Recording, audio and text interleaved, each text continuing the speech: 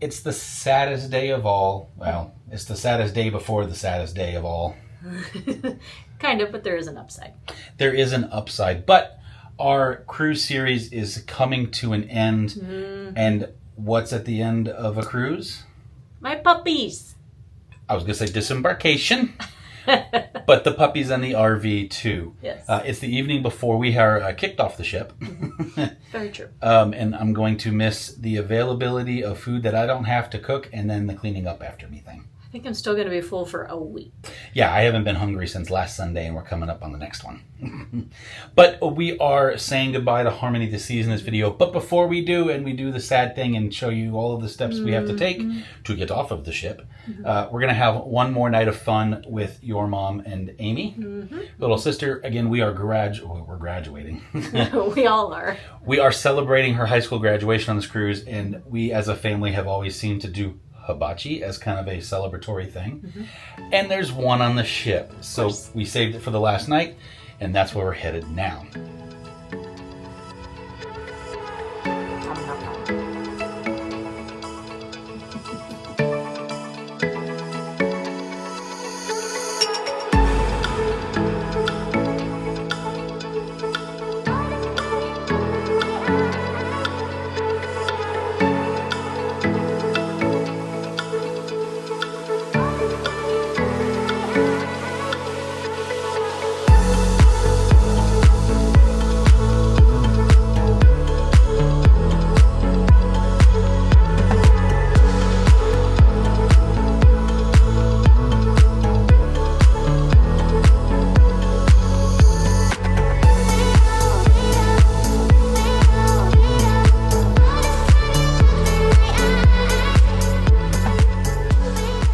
That was my favorite dinner, I think. That was a lot of food. It was delicious. It was a lot of fun. So I am partial to hibachi, but that it was actually very, very good quality food. I think the quality was right there with Chops and Jamie's, just obviously with Japanese flair, unlike the other two ones Italian. But those are by far my three favorite restaurants, or Jamie's Italian, which still it's close. So Izumi Hibachi is very good, and Jamie's is very good. Those are my top two. Third is a solid Chops, and then everything else below it is fine. I don't care. See, I put Chops up first, then Hibachi, then Jamie's. I know. All right. Now you're just weird. I'm always weird. So, and now comes the dreaded time. Where to put all our crap. You have to repack. And because you're in Mexico, a fun bonus of having to repack is some stuff is still a little wet. It's damp. The humidity here never went away. That's part of it. That's probably the portion I may have accidentally left out to you. I used to travel to Mexico for work a lot more. And yeah, everything kind of just stays damp. So we're going to figure that out. And we have the fun bonus. Our dryer's not working. Yeah, that's fun. So I say that that has nothing to do with Alliance RV. That is everything. We purchased it, put it in. We did it ourselves, and it's just on the fritz. And so it may work when we get back. It may not. But we have to prepare if it doesn't, just in case, because this is all the clothes we own we took on a week-long trip. Yeah, when you RV, you forget how to pack very well, and you just kind of take everything. In stereo. So yeah, we're going to have to pack accordingly so that we both get a little bit in certain spots, so that when we do one load of laundry, we can just kind of dump a side of a thing in, and we have to think about how we're doing laundry essentially. So essentially, and where. Yeah. All right, let's fish out the bags from under the bed. A sad day. Now it's time. Royal kicks us out and says, "Give me all your money." I'm proud of that. We're like drunk on food. So much food. You want me to get yours out too? Yeah. Okay. Well, it's always a little more chaotic to try and repack. That bag over there is designated as ew. And this is all the clean stuff that we didn't use, aka what we're not going to pack next time, even though we're probably still going to do that. And then we still have two bags we brought on. That one we actually brought water in, so literally nothing came in it essentially, except for I brought an extra camera bag because I'm that guy. And that one had some Allure stuff in it. So between this bag and that bag, we have to fit whatever clean clothes we have left, all of Lauren's shoes, mine are already in my side of this one, and anything from the bathroom, I think. And then over here, Lauren's got her little side bag satchel thing, camera bag. All of that is camera equipment. So that's all on my computer, and that's all going in my camera bag. And then I haven't looked over here because this is all Lauren's stuff. Those are our bag tags that we'll put on. Exciting.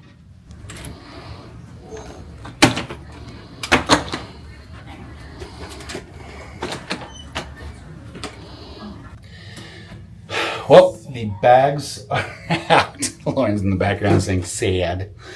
The bags are out, which means we only have a handful of things and the things we're going to carry off. So most cruises, and obviously you're seeing firsthand what Royal Caribbean does. I can tell you that when we've been on the Norwegian ships and we've been on the Disney Cruise Line ships, it's a very similar process. There's little things that are different, but essentially you're given tags that have a number on them and a color, and you put them on there and you stick them out by 10 o'clock on, at least at the time of filming on a Royal Caribbean ship. And you put them out there, and then they essentially stow them down at the bottom of the ship. And as soon as they get off, they're all brought off in carts and staged once you get off the ship. So it's called luggage assist. You can take your own luggage off. We have so much that's not really possible. So they also give you a debarkation time, which for us is 8:45. Yes. Ours is at 8:45. And yeah, essentially we have our carry-on. We have one duffel bag that we're going to throw like the stuff we're wearing today and tonight into, and just a few toiletries we kind of need handy. Pro tip. Nope. Pro tip. Hang on. Okay. Pro tip. Get you a bright pink duffel bag so that you can always find yours. Everybody else has a dull black one. That's our carry-off. You shouldn't need to find it. Just saying. It helps. There was actually a guy in the hallway that tried to pick it up because he thought he was the only one that had one, and he could see it from the other end of the hallway. So, anyways, it was just kind of funny. Get you a bright pink one. Or a really flashy luggage tag, I guess, because I'm not going to buy a bright pink duffel bag. But Lauren has it for us. So, essentially, we're going to kind of just relax and crash tonight. And then we will get up a little earlier than I think we've been normally getting up. And then we've got a couple of designated places that still have breakfast for us so we can relax in the morning, get some coffee, a little food. If you've ever been around when Lauren drives, we aren't fans of stopping for anything. So there's a good chance we're not going to stop for lunch, and we're just going to drive straight through to DFW. So the rest of us are going to make sure we get a good breakfast in. So we'll see you guys in the morning. We're wearing the same thing. Yeah, we wore this last night because it was brief, just to a show. And when you pack everything and have to put it out the night before, you have to be selective because we don't have a lot of bags that we can take and put things in. Everything's pretty full from the get-go. So, but we're up.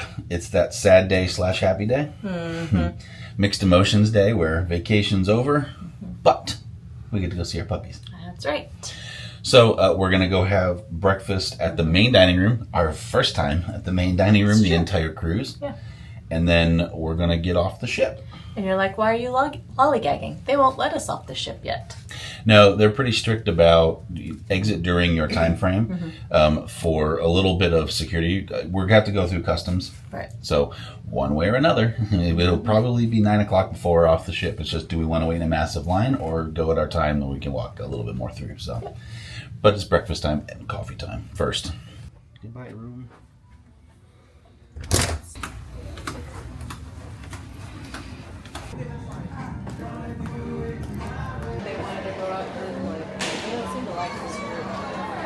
So this is the chaos of debarkation.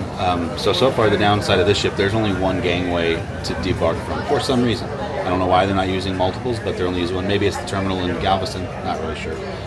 But they're about to call our group. Right now they've only called through 14, we're 21. Helen and Amy are actually 14, but because they're with us, they're just going to wait to come off with us. We did baggage assist, so our bags should be down in the terminal waiting for us, and then we have to go through customs, which I've heard is easier now that they've redone the terminal with the quick process. So, but at some point we get to wait in that line behind me, and it's much longer behind you guys.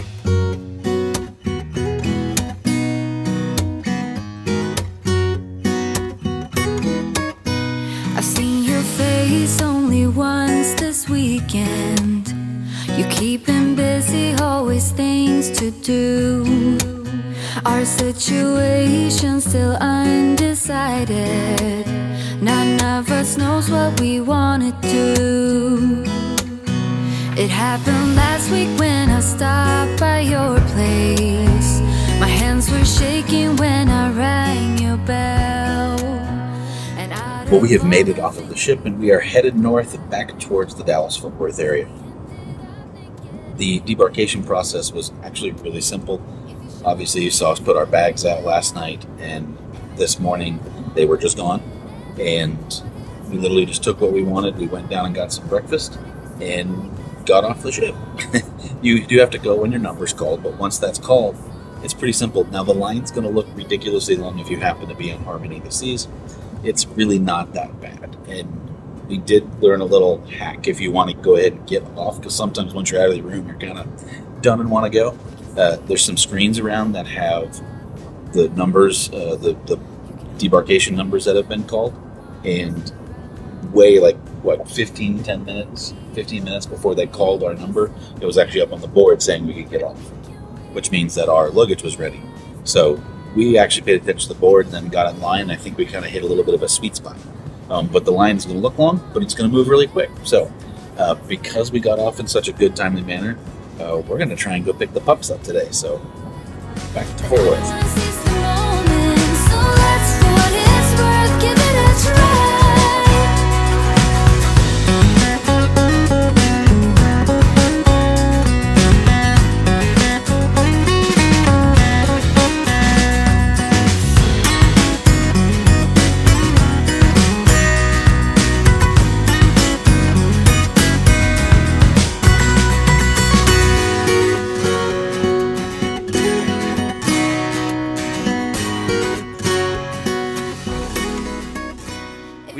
Back. I just got done popping the slides out, threw all the luggage back inside. Lauren's gonna start working on that. I have to make sure I get the water turned back on the propane. Remember, we turned all of that stuff off before we left, just for in cases. You never know. I always like to turn that stuff off. That way, if there is an issue, nothing happens. Home sweet home. I've never been so tired from doing nothing. We did very little on this trip. I mean, we did a lot of stuff, but we relaxed a lot. Next time on one of our really long drive days, at the end of it, I'm going to tell you, man, I'm so tired. We are back. We've popped the slides back out. It is just about as warm in Texas now as it was when we left Mexico. Tis summer. Fun facts. So everything at the rig was perfectly great. Great. We got to pick the dogs up a day early, so that's a fun bonus. Mm-hmm. And yeah, we had an absolute blast on the trip. We had a lot of fun celebrating Amy's graduation. Mm-hmm. What were some of the top points for you? Ooh. So I thought the entertainment on the ship was top notch. I liked the shows and the varieties of things, and I thought they were all good quality. Yeah, I agree. So I really did like that. I really liked holding the sloth, and I really want to bring one home. I'm not going to, I promise. Of course, family time, all the warm and fuzzy answers, but actually picking things, those are some of them. Sorry, my arm went numb. So for me, it's just cruising in general. I love travel. Mm-hmm. You know that. I like planning it. I like doing it. It's just fun for me. So getting out and get to see and experience new things, which Cozumel was new for me, but not new, because I've been to the area quite a bit. Okay. What? Not new, just a little new, not new. Not new. But then Costa Maya and Honduras, both of those were brand new for me. And getting to see a new ship and do new experiences. I'm a big fan of trying to go out of my comfort zone as much as I possibly can. You've gotten better about that. I have. I used to be bad. So for me, it's the travel itself, and then getting to take your little sister and your mom. Yeah. Your mom is not the biggest traveler. No, she would love to be, but she needs somebody else to plan it. Right. And then your little sister isn't just because she's young and hasn't really done, besides the Disney World trip and that kind of stuff. And so getting her out of her little bubble in Texas and out into the world, and the fact that she picked this instead of a party for her graduation was already a big thumbs up on that. So what about the least best? Least best. Sorry, my arms started to get sore from holding the camera. I didn't think it'd take this long to describe these things. So, my least favorite thing, I would say a generic blanket coverage for the general all-purpose staff at Royal Caribbean. Yeah. So, it's no secret. We don't have small kids, and one of my pet peeves is out of control small kids. And in an area of Royal Caribbean, they have an area called the Solarium. The Solarium. And it's supposed to be 18 and up. And we went there to specifically have some quiet time. And multiple mornings, there were kids in the area where it's adults only to eat. That drives me nuts because it's there for a reason for people like us that just want a little bit of quiet time because we don't have kids. Okay. And so the fact that nobody ever said anything to those parents, I don't have a problem with kids on a cruise ship, obviously. Right. But we don't get, as adults only, we get a very small section of the ship that's ours, and now that's not even a thing. Yeah. And literally I watched a kid hack, and I mean hack on the buffet, and I literally just put my plate down and walked away. Yeah. And so that was my pet peeve compared to other cruise ships, and that's a little nitpicky. And I thought kind of the low-level entertainment, like the trivia, that kind of stuff. Not the big productions were great. Yeah. They always seem to have a technical issue with the smaller stuff, like laptops weren't working right, and then most of the entertainment staff you could not understand.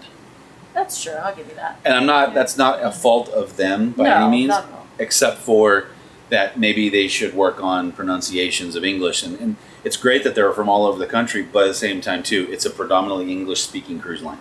Okay. And so there were a lot, like you missed a couple of trivia questions simply because we couldn't understand what he was saying. Okay. And so there was games that kind of constantly happened as I was seeing it. So that's all nitpicky stuff. Okay. The only thing I would say is I didn't love the interior stateroom like we talked about in the tour video. Yeah. We had an interior balcony, and I didn't realize how much we were on the fence of, is it just having the open air and the ability to step outside and look around, or is it to be able to see the water? It's apparently so we can see the water. I really missed that, and unfortunately you guys missed that because I couldn't get up early enough in time and stay up to do the things we were going to do those time lapses and some of those pretty ocean shots that we would normally get from a cruise line or from a cruise video. And so because of that, unfortunately, I just didn't get a lot of those shots, which kind of sucks. So what about you? Or did I hit them all? Kids didn't bother me the same way they bothered him. The pronunciation, again, those are things that bothered you a lot more than they bothered me. I would say for me, and I think this was just something that I had in my head, we've done 2 other cruises, and 5 of the 6 ports we've been to were either U.S. based or privately owned. So I've really only been to 1 international port, and it was Nassau. And we had an excursion plan that took us straight from the ship to the excursion site and back. We didn't even leave the port. We actually didn't even get off the dock because that's where the boat transfer was for us. So I think in my head, I thought the excursions or the ports would be similar to what we've experienced. And I was a little disappointed that I didn't see more of the local culture. I didn't realize that on this itinerary, that's what it entailed. So, and that is the great thing about cruising is you can get to see a lot of different things and only unpack once, which is why I think so many RVers, full-time or part-time RVers, like cruising is because it's a very similar mode. Just obviously, similar idea. Yeah. Obviously, we pack our RVs. We haven't had to pack in like years because we just take our house and everything's with it, and so therefore we're good. And being able to unpack once, hit multiple destinations, see a lot of stuff, and then the whole someone cleaning up after you, picking up after you, feeding you, driving you around is helpful too. But I would have liked a little bit more of the local culture. I didn't have the right expectation for that, so that's it. Okay. Thank you. We hope that you like this cruise series. We've said now, hintingly, for quite a long time that we were going to do more general travel, and this is kind of what we're talking about. Don't worry, the RV is not going anywhere. We are physically standing in it now. We just got back, and so the next things you see us will be in the RV. It's definitely happening. We've got some fun, quick little trips planned, plus some longer ones to do a few things, maybe back in Florida. It's just nice to sprinkle in some other things. It is. Also, if you're curious how we actually pay for all of these shenanigans, podcast plug, Because I'm painfully practical, if you're not aware. We do what's called miles and points redemption, which you can learn a whole lot more about down below. We've partnered with a company called the Daily Drop, which specializes in that kind of thing. And essentially all you're doing is you're signing up for different cards that have rewards, and then using fiscal responsibility, you essentially accumulate those points and then use them to pay. So essentially when we RV travel, we do all that stuff. Yeah. And that helps pay for cruises, flights, hotels, all kinds of other things. So Kind of like a game. So if you do want to learn more, click the link down below, or you can visit millersinmotion.com and you can see miles and points at the top there, and it'll show you all of the things miles and points and learn, or just ask this question down in the comments below. We've been trying to learn a lot about this for several years, and we're really happy to be able to convey some of that to you. Yes, it is. You can do some cool stuff just doing your normal RV travels, because if there is one misinterpretation in RV life, that it's cheap. Could be. Fake news. But it's not for us. So if you're paying what we're paying, get your free stuff. Thank you guys so much for watching and joining on this cruise series. We will be coming to you next week with a brand new series. That's kind of the new format we're taking. And we will see you guys next week. Hey, Mom.